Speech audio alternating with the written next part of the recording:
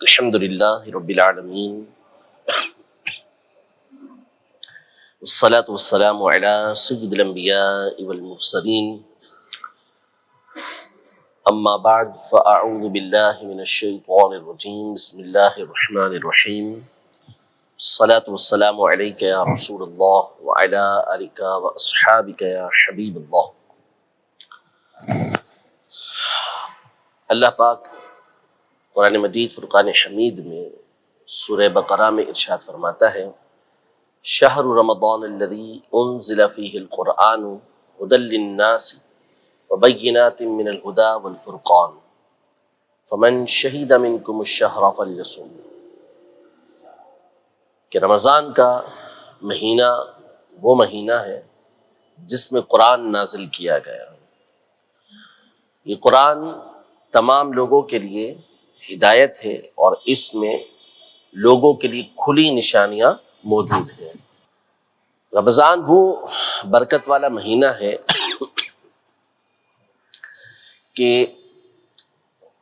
جس کی برکتیں بیان کرنا خود نبی پاک صلی اللہ تعالی علیہ وسلم کا طریقہ کار تھا. جب رمضان کا مہینہ آنے والا ہوتا تو نبی پاک صلی اللہ تعالی علیہ وسلم صحابہ کرام علیہم رضوان کے درمیان اعلان فرماتے ہیں کہ قد جاءکم شہر، تمہارے پاس ایک ایسا مہینہ آ چکا ہے کہ فتحت ابواب الجنہ، اس میں جنت کے دروازے کھول دیے جاتے ہیں، اور بعض میں ہے کہ فتحت ابواب السماء، آسمان کے دروازے کھول دیے جاتے ہیں. معنی یہ بنتا ہے دروازے کھولنے کا کہ دروازے کھولے اس لیے جاتے ہیں کہ بآسانی کوئی کسی جگہ پر داخل ہو جائے، اس مقام پر، اس گھر کے اندر جس جگہ کے بھی دروازے ہیں، کھولنے کا مقصد یہ ہوتا ہے کہ بندہ آسانی کے ساتھ اس میں داخل ہو جائے. معنی یہ ہے جنت کے دروازے کھولنے کا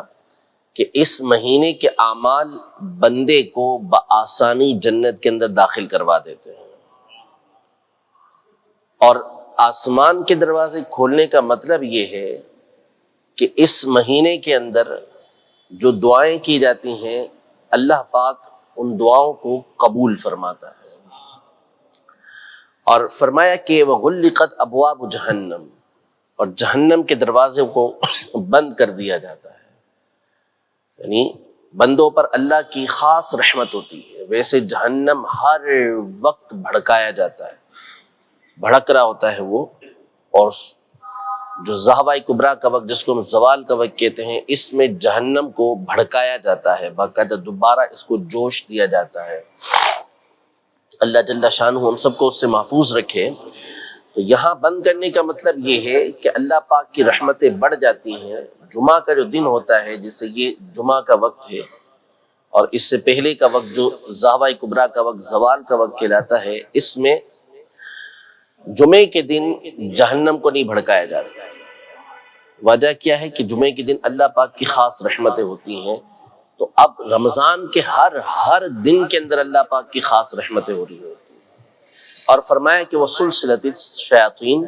وَصُفِدَتِ الشَّيَاطِينُ، اور جو سرکش بہکانے والے شیطان ہیں ان کو قید کر دیا جاتا ہے. معنی یہ بنتا ہے، مطلب یہ بنتا ہے اس کا کہ اللہ پاک بندوں کے لیے نیک اعمال کرنے کے لیے آسانیاں پیدا کر دیتا ہے. یعنی اس مہینے میں اجر بڑھا دیا جاتا ہے، ثواب بڑھا دیا جاتا ہے ہوتی ہیں،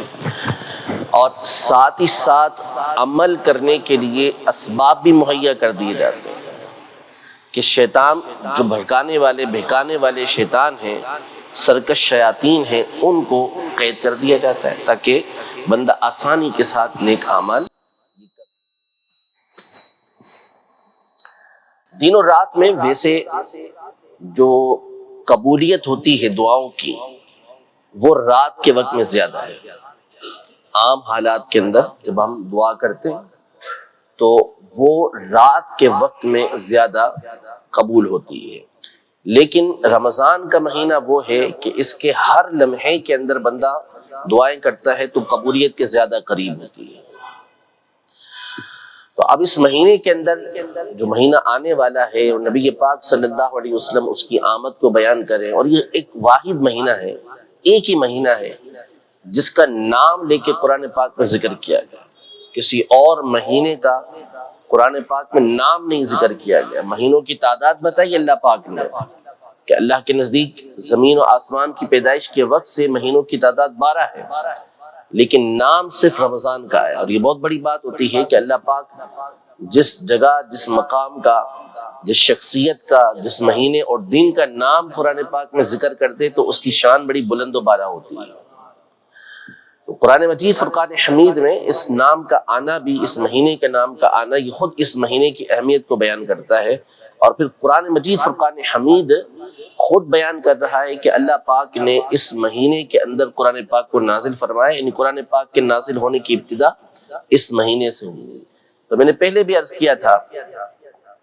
کہ اس مہینے کے اندر چند عبادات کرنے کا خاص طور پر ذہن بنا لیں، کیونکہ اس مہینے کے اندر یہ عبادات کرنا ایک تو آسان ہوتا ہے، لیکن ساتھ میں یہ نیت رکھیں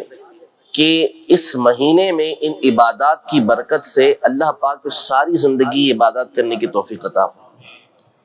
قرآن نازل ہوا تو اب تاخیر نہ کریں، دیر نہ کریں، پڑھنا ابھی سے شروع کر دیں، پریکٹس ابھی سے شروع کر دیں، مشق ابھی سے شروع کر دیں۔ تو وارم اپ میچ بھی کھیلتے ہیں نا، تاکہ بندہ پہلے سے چست ہو جائے اور پھر اچھی طریقے سے میچ کھیل سکے۔ تو دنیا کے سارے کام کرتے ہیں، حج پہ جاتے ہیں تو حج پہ جانے سے پہلے چپل کو اچھی طریقے سے رواں کرتے ہیں اپنے پاؤں کے اندر، کہ اچھی طریقے سے یہ پاؤں میں رواں ہو جائے اور زخمی نہ کر دے بندے کو۔ تو دنیا کے سارے معاملات کا جو اس کے لیے تیاری ہے، پریکٹس ہے، وہ ہم پہلے سے شروع کر دیتے ہیں۔ تو اب ہمارا وہ مہینہ آ رہا ہے کہ جس میں ہمارا سیزن ہے، ہمارا سیزن سب کا ہے اس مہینے کا۔ اب کسی کا مال کمانے کا سیزن ہوگا تو کسی کا نیکیاں کمانے کا سیزن ہوگا۔ سیزن ہر ایک بنائے گا، ابھی سے تیاری کر کے بیٹھا ہوگا کہ کتنی اپنی جو آئٹمز ہیں ان کا ریٹ بڑھانا ہے،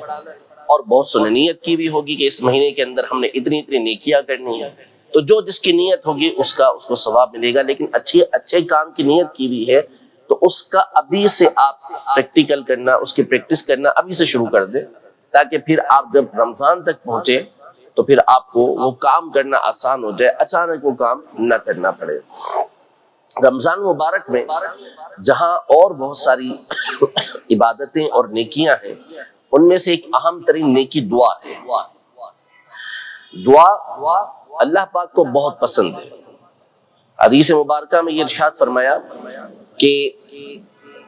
اللہ پاک اس بندے سے ناراض ہوتا ہے، اس پر غضب کرتا ہے جو اللہ سے دعا نہیں مانگتا،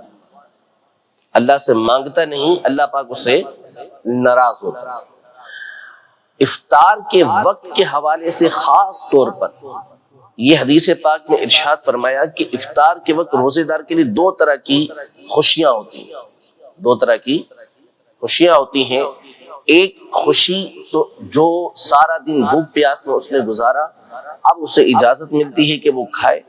یہ روزہ پورا ہونے کی خوشی۔ اور دوسرا، اس وقت میں جو دعا وہ اللہ پاک سے کرتا ہے، اللہ پاک اس کی دعا کو قبول فرماتا ہے۔ یعنی یہ وہ وقت ہے کہ اس میں دعا کی جائے تو اللہ پاک اس دعا کو بندے کی قبول فرماتا ہے۔ بڑے پر ذوق اور پر مسرت کے لمحات ہوتے ہیں، اور اس میں بڑی رقت ہوتی ہے کہ بندہ اگر اس وقت اللہ پاک کی بارگاہ میں دعا کرے تو وہ دعا قبول ہوتی ہے۔ لیکن ہماری عام طور پہ توجہ ظاہر ہے وہی دنیاوی خیالات، اور ہمارا ایک معمول کہ کھانے پینے کی بہت ساری اشیاء سامنے ہوتی ہیں، تو ہمیں تو افطاری سے پہلے بسم اللہ تک پڑھنا یاد نہیں دیتا ہوگا، اس کے بعد دعا کیا مانگے۔ تو جب طریقہ کار یہ ہے افطار کا اور دعا کا کہ بندہ افطار کرے، ایک کھجور اس نے کھا لی، اس کے بعد اب اللہ پاک کی بارگاہ میں دعا کرے۔ افطار سے پہلے کے وقت کی دعا بھی بڑی مقبول ہے، بہت اچھے لمحات ہوتے ہیں، اس میں دعا کرے۔ لیکن جو فضیلت حدیثوں کے اندر آئی ہے وہ یہ ہے کہ بندہ افطار کرے اور افطار کر کے فوراً اللہ پاک کی بارگاہ میں دعا کرے۔ لیکن اب اس کا وقت ہمارے پاس کیا ہوتا ہے؟ مجھے تو بعض اوقات فون آتے ہیں کہ امام صاحب تھوڑا وقت جو ہے وہ نماز کا بڑھا دیں، مغرب کی نماز کا اور بڑا کر دیں۔ اب ہم اذان سے 10 منٹ کا فاصلہ دیتے ہیں کہ اذان ہوئی شروع، اور اس سے لے کے 10 منٹ افطار کے وقت سے 10 منٹ کا ٹائم دیتے ہیں، تو وہ بعض اوقات کہتے ہیں کہ نہیں ہم تو سیر ہو کر کھا ہی نہیں سکتے، تو پھر اب یہ کریں کہ ہم اس کے لیے ٹائم اور بڑھا دیں، اور بڑھائیں گے تو آپ نے اور کھانا ہے، یہ کھانے سے تھوڑی کچھ سیر ہوں گے، جب آپ اتنی ساری آئٹم سامنے رکھیں گے تو پھر تو مغرب اور عشاء میں ملا کے پڑھنا پڑے گی، ایسی صورتحال بنانا پڑے گی۔ تو اب جب ہمارا سارا رجحان، ساری توجہ، سارے خیالات ان کھانے پینے کی چیزوں کی طرف ہوں گے تو ہم اللہ پاک کی بارگاہ میں دعا کب کریں گے؟ تو افطار کا سامان سجانا منع نہیں، افطار اچھے انداز میں کرنا منع نہیں، لیکن اصل مقصد جو ہے وہ اس وقت اللہ پاک کی بارگاہ کے اندر دعا کرنا ہے کہ اس روزے کا جو ثواب ہے وہ بھی حاصل ہو، اور اس کی ایک برکت یہ حاصل ہو کہ اس وقت ہم جو دعا کریں گے اللہ کی بارگاہ میں قبول ہوگی۔ اور دعا یہ اللہ پاک کا بہت بڑا انعام ہے، بندہ دعا کرتا ہے بلا نازل ہونے والی ہوتی ہے، لیکن اس دعا کی وجہ سے یہ ہوتا ہے کہ یہ دعا بلا کو روک لیتی ہے، اس کی آزمائش کو روک لیتی ہے جو اس کے اوپر آنے والی ہوتی ہے، یہ اللہ پاک کی طرف سے انعام ہوتا ہے۔ اور دعا ایک ایسی نعمت ہے کہ یہ کبھی ضائع ہوتی ہی نہیں ہے، اگر بندہ اخلاص کے ساتھ، توجہ کے ساتھ، حلال کھا کر اللہ کی بارگاہ کے اندر دعا کرے تو یا تو اس کا نتیجہ فوراً سامنے آئے گا، اس کا رزلٹ آپ خود دیکھیں گے، یا اس دعا کی وجہ سے اللہ پاک آپ کی بہت بڑی مصیبت کو، پریشانی کو دور کر دے گا، یا پھر اس دعا کو اللہ پاک آپ کے لیے سنبھال کر رکھے گا، بچا کر رکھے گا، اور قیامت کے دن اس دعا کا جب بندہ ثواب دیکھے گا تو کہے گا کہ کاش دنیا میں میری کوئی دعا قبول ہی نہ ہوتی۔ یعنی ہر صورت میں اس کا فائدہ ہی فائدہ ہے، اور اس سے اندازہ لگائیں کہ ہر رات میں، بالخصوص جو جمعہ اور جمعرات کی درمیانی رات ہوتی ہے اس میں، اور رمضان کے تو ہر راتوں کے اندر یہ آسمان دنیا پر اللہ کی خاص رحمتیں ہوتی ہیں، اور اللہ پاک کی طرف سے فرشتہ اس بات کی ندا کر رہا ہوتا ہے، ساری رات ندا ہوتی ہے کہ کوئی ہے دعا مانگنے والا کہ ہم اس کی دعا کو قبول کریں، کوئی ہے مغفرت طلب کرنے والا کہ ہم اس کی مغفرت کریں، کوئی ہے سوال کرنے والا تو ہم اس کے سوال کو پورا کریں۔ یعنی اللہ پاک کی طرف سے یہ ندا دی جا رہی ہے، یہ کہا جا رہا ہے کہ دعا مانگو تمہاری دعا کو قبول کیا جائے گا، اور ہم اس وقت میں غافل ہوتے ہیں۔ دوسرا، علماء نے یہ ارشاد فرمایا کہ جمعہ کی آخری جو عصر کی گھڑیاں ہوتی ہیں مغرب سے کچھ پہلے، اس وقت میں اللہ پاک دعا قبول فرماتا ہے۔ حدیث پاک میں فرمایا کہ جمعہ کے دن ایک ایسی گھڑی آتی ہے کہ اس میں بندہ جو دعا کرتا ہے اللہ پاک اس کی دعا کو قبول فرماتا ہے، اور وہ لمحہ، وہ گھڑی جو ہے وہ علماء کے مطابق عصر کے آخری وقت کے اندر ہے، مغرب سے کچھ پہلے یہ دعا قبول ہوتی ہے، اور اس کی وجہ یہ بیان کی گئی کہ اس وقت میں اللہ پاک نے حضرت آدم علیہ السلام کو پیدا فرمایا، تو اس کی برکتیں یہ ہیں کہ اس وقت میں دعا کی جائے تو اللہ پاک دعا کو قبول فرماتا ہے۔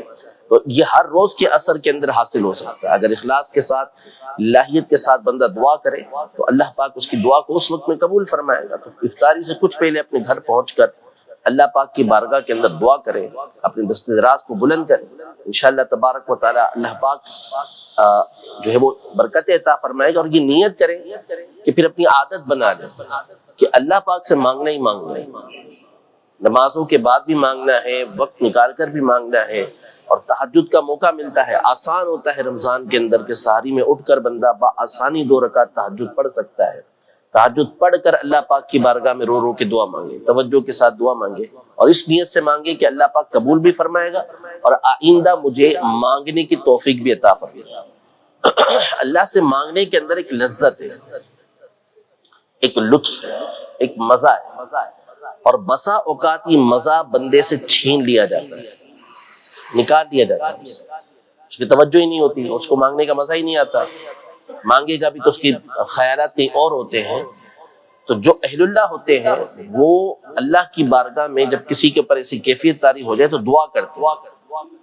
کہ اللہ وہ جو تجھ سے مانگنے کے اندر لذت آتی تھی وہ لذت ہمیں عطا فرما، واپسی عطا فرما، کہ یہ لذت بڑی اللہ پاک کی طرف سے نعمت ہے کہ اس سے مانگتے ہوئے بندے کو مزہ آنا چاہیے۔ تو اللہ پاک ہم سب کو اپنی بارگاہ میں خوب دعائیں کرنے کی توفیق عطا فرمائے، اور رمضان کے مہینے کو اللہ پاک ہمیں نیکیوں کے اندر گزارنے کی توفیق عطا فرمائے، اس مہینے کی قدر اللہ پاک ہمیں عطا فرمائے۔